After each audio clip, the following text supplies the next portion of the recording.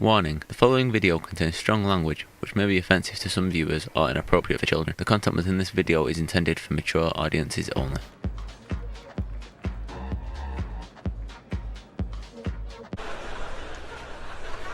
If there's a fight, I let my fist do the talking. Please don't hurt me. You never forget your first, especially if they've got an unusual name. R. Kayla. There's something I don't understand about a woman's G-spot. I can't quite put my finger on it. I can drive a woman... Well done. Let's hit home there, has it? Touched a nerve, so to speak.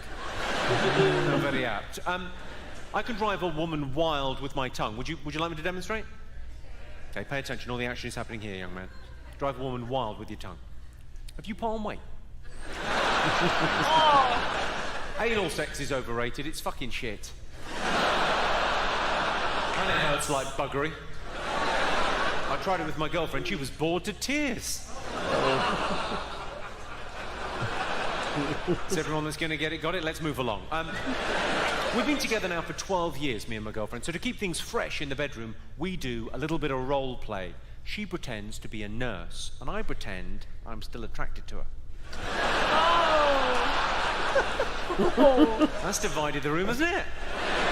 There's people that thought that was funny, and then there are unattractive women. Wow.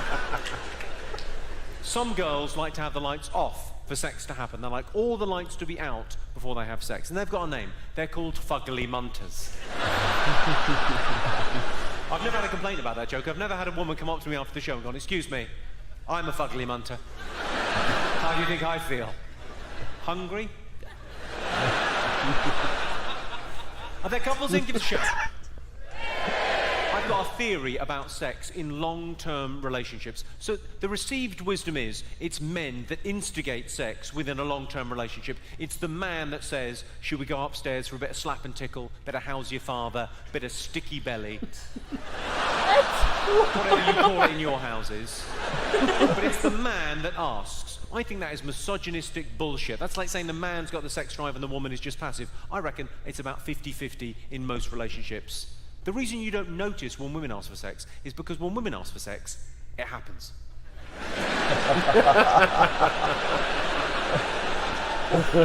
We've got the expression "getting lucky" because we're rolling the dice, ladies.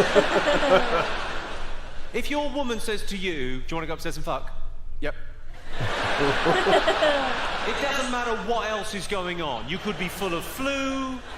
You could have just received devastating news. You could have just been shot in the leg by her. "Do you want to go upstairs and fuck?" Yes, I do. But sometimes, gentlemen, you'll know this, sometimes in a long-term relationship, you'll suggest becoming amorous with your partner. You'll suggest having sex, and she'll say no. And then she will give you some kind of mercurial, strange reason as to why sex could not occur at that moment in time. And you would like to respond, you'd like to argue back, but you can't think of anything because you can't think at all because all the blood is somewhere else.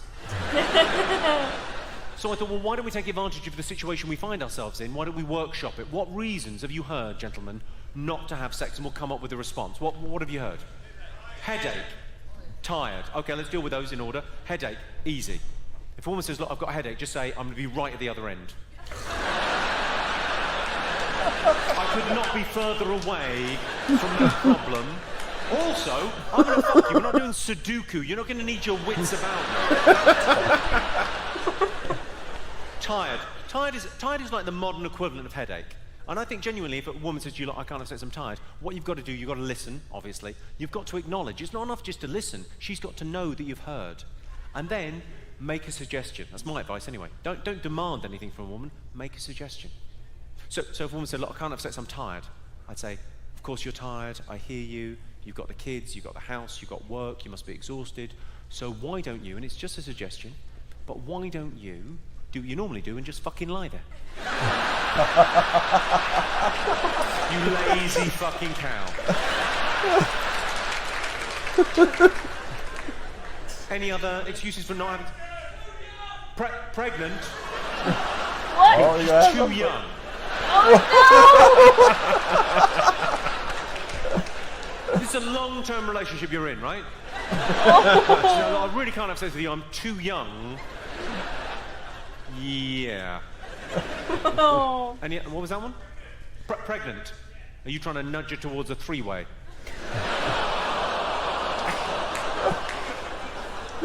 Is that bad? Clearly, yes.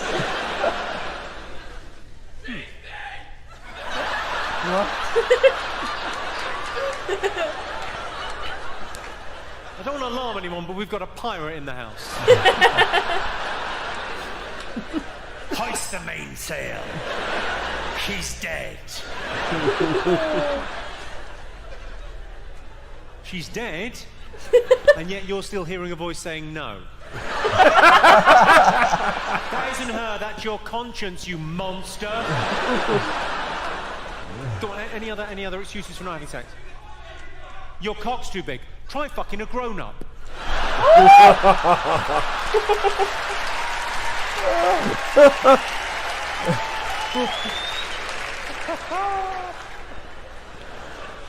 Any other?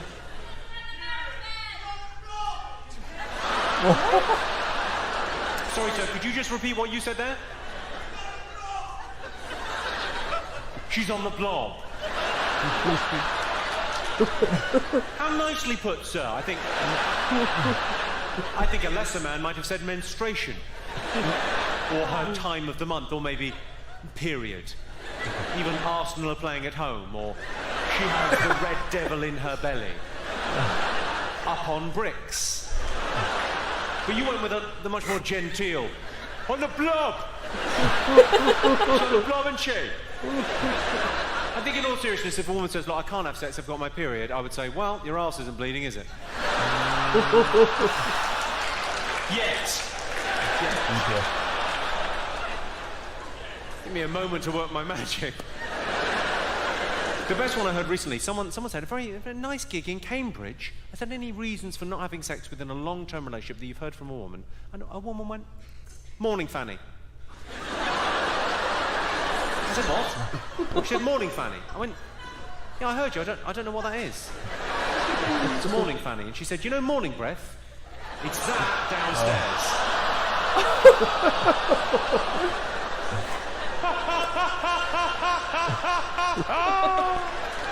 Morning fanny, who knew?